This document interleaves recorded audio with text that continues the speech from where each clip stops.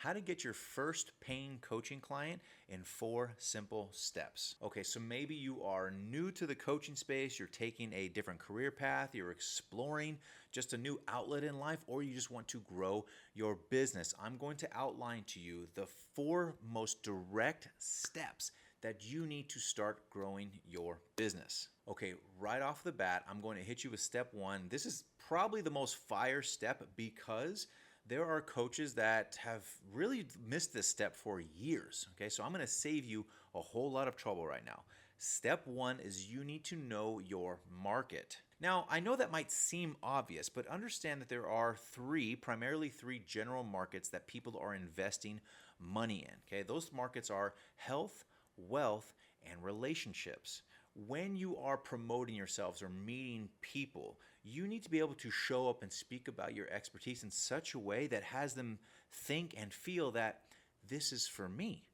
Okay, that's how you're really building that relationship. You're speaking to someone and having them feel that. Okay, now if you're showing up and it's too much of like, oh, I'm creating some content around health and I'm doing some stuff around wealth and maybe relationships, you're too broad.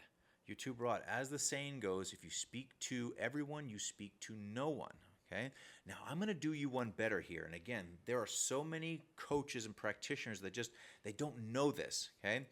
There are submarkets within each of these markets. Okay? I'm going to give them to you. Okay?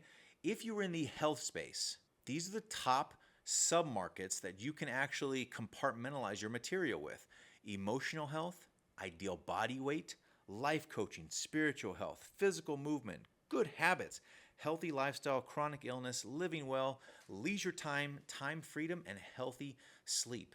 These are the most researched submarkets that you can actually fit into. You can take your expertise and start identifying yourself as an expert with each of these submarkets. Now, can you speak about more than one submarket? Maybe. There's probably a little bit of overlap, right? Maybe with something like emotional health or spiritual health. But if you start doing stuff around like spiritual health and maybe healthy sleep, okay, you're too broad there. Okay, so keep in mind it's best to get most granular around one of these submarkets. So let's get into the wealth submarkets. If you're looking for your wealth submarket, they are building your business, spending less, saving more, work less, side hustle, retire early, being debt-free, passive income, career development, minimalism, and time freedom. Again, it's crucial. This is why I'm trying to help you so much with understanding these submarkets, because it's not enough to be broad. You want to be able to speak exactly to someone's pain points and what they're looking for, and they're generally not looking for a multitude of different submarkets.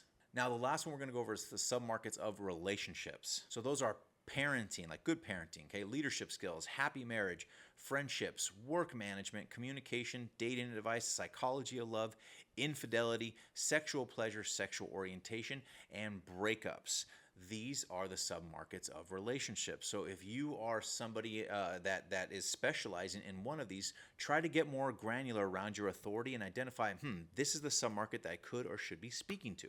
Okay, so step 2, and I kind of just gave it to you right there, is understanding your own niche. And this starts with understanding your own authority about who you could or should be speaking to. Now, when it comes to your authority, you're generally in one of 3, maybe 2 of 3, maybe you're the trifecta in one of these 3 compartments. Okay, this is your authority matrix. The first one is going to be your education. This is your formal degrees, your certifications. Which field are you formally educated in? The second compartment is going to be your experience. What have you been doing for a long time? You don't necessarily need a degree to be speaking about parenting if you don't want to. It just depends, right? It depends on what you're actually speaking about. And the third field would actually be your passion or your interests. Audiences and consumers, people, they want to know that you're passionate, that you care. I often use the phrase people by people. People want to know your why. They want to know why it is that you're doing. And when they can feel your passion, they're much more inclined to work with you. Okay, so step 1 is understanding your market and your submarket. Step 2 is understanding your niche and being able to niche down. So it's understanding your service and who you could or should be speaking to.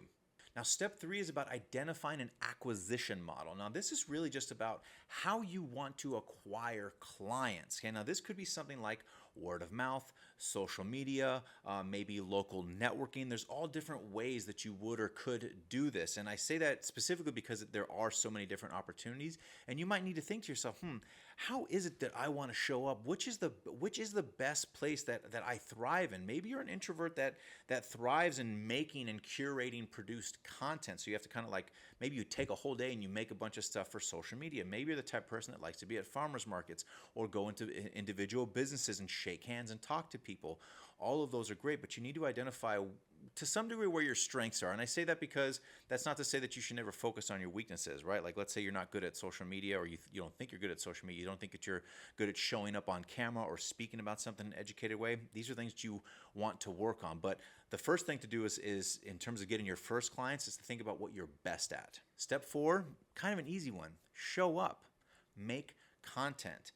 It's not really about going viral. It's about being able to show up, feel more confident and experienced in speaking about different things. And when you can do this, even making YouTube videos that maybe you're introducing through emails or through text messages, it shows people that you have confidence and passion for what you're doing. So again, going viral aside, or reaching cold audiences through that, being able to show up communicates a sense of pride and confidence in what you're doing, and people will appreciate that. And when it comes to the coaching space and those interactions of like, hey, I made this piece of content here, check it out, it goes a long way. All right.